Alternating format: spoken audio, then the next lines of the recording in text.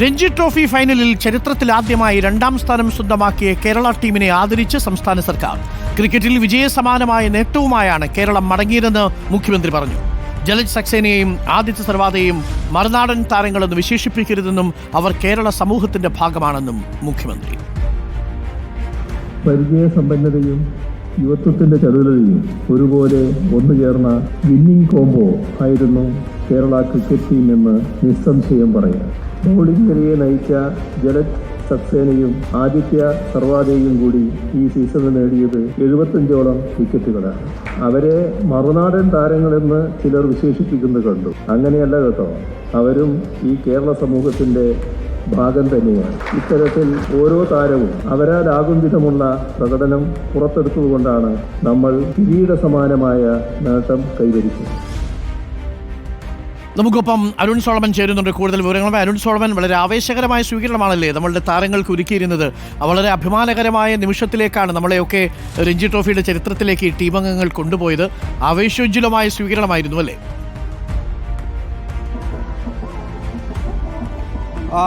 ഉറപ്പായിട്ടും അരുൺ, കഴിഞ്ഞ ദിവസം നമ്മൾ കണ്ടതാണ്. ഇന്നലെ 10:30 KCA ചാർട്ടർ ചെയ്ത എയർ എംപയർ എന്ന് പറയുന്ന വിമാനത്തിൽ രാത്രി 10:30 വിമാനത്താവളത്തിൽ ഇറങ്ങുന്നു. അവിടെ തന്നെ വളരെ ആവേശകരമായിട്ടുള്ള സ്വീകരണമാണ് കേരള രഞ്ജി ടീമിന് KCA ഒരുക്കിയിരുന്നത്. ഏറ്റവും ഒടുവിൽ ഇന്നലെ രാത്രി 11 മണിയോടുകൂടി തന്നെ KCAയുടെ ആസ്ഥാനത്തെത്തി. അവിടെയും ആവേശകരമായിട്ടുള്ളൊരു വരവേൽപ്പും താളമേള കൊഴുപ്പോടുകൂടിയുള്ള ഒരു വരവേൽപ്പ് തന്നെ KCAയുടെ ഭാരവാഹികൾ ഒരുക്കിയിരുന്നു. തുടർന്ന് ഇന്നിപ്പോൾ സംസ്ഥാന സർക്കാരിൻ്റെ ആദരവും ഈ കേരള രഞ്ജി ടീമും മാനേജ്മെൻറ്റും ഏറ്റുവാങ്ങിയ കാഴ്ചകളാണ് ഇന്ന് വൈകുന്നേരം ഹയാത്ത് റെജിൻസിൽ നടന്നിട്ടുള്ള ചടങ്ങിൽ. 6 മണിയോടുകൂടിയായിരുന്നു ഈ ചടങ്ങ്. അതിന് സാക്ഷ്യം വഹിച്ചതും അത്തരത്തിലുള്ള ഒരു മുഹൂർത്തമാണ് നടന്നത്. പ്രധാനമായിട്ടും കായിക വകുപ്പ് മന്ത്രി അബ്ദുൾ റഹ്മാൻ്റെ അധ്യക്ഷതയിൽ നടന്ന ചടങ്ങ് ഏറെ ആവേശകരമായിട്ടുള്ള ഒരു നിമിഷങ്ങളാണ് കടന്നുപോയത്. കാരണം ഇന്ന് രഞ്ജി ടീമിൻ്റെ ക്യാപ്റ്റൻ കൂടിയുള്ള സച്ചിൻ ബേബി പറഞ്ഞത് കഴിഞ്ഞ 15 വർഷമായിട്ടുള്ള ഒരു കാത്തിരിപ്പായിരുന്നു തൻ്റെ. ആ 15 വർഷം കാത്തിരുന്നപ്പോഴാണ് ഈ കേരള ടീമിനെ ഒരു ഫൈനലിലേക്ക് അടുപ്പിക്കാനായിട്ട് തനിക്ക് കഴിഞ്ഞെന്നുള്ളൊരു പ്രധാനപ്പെട്ട ഒരു കാര്യം കൂടി അദ്ദേഹം പങ്കുവച്ചിട്ടുണ്ട്. അത് തന്നെ മുഖ്യമന്ത്രിയും ഒരു രാഷ്ട്രീയ തിരുത്തൽ കൂടി ഇന്ന് പ്രധാനമായും വരുത്തിയിരിക്കുകയാണ്. കാരണം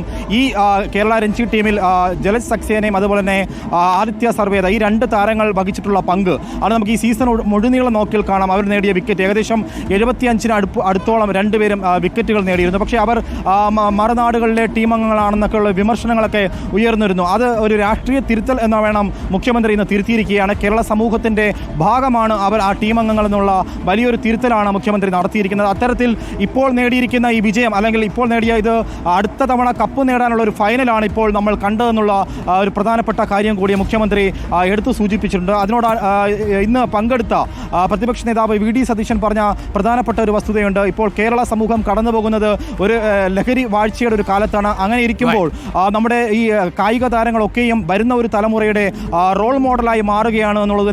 അത്തരത്തിൽ പ്രധാനപ്പെട്ട വിമർശനങ്ങൾ ഉയരുമ്പോഴും രഞ്ജി ടീമിനെ അഭിനന്ദിക്കുന്ന കാര്യത്തിൽ നമ്മുടെ ഗവൺമെൻറ്റും പ്രതിപക്ഷവും മലയാളികൾ ഒന്നടങ്കം അവർക്കൊപ്പമാണ്. അതൊരു വലിയൊരു പ്രോത്സാഹനം കൂടിയായി മാറുകയെന്ന കാഴ്ചയാണ് നമ്മളിന്ന് കണ്ടത്. Thank you Arun Solomon.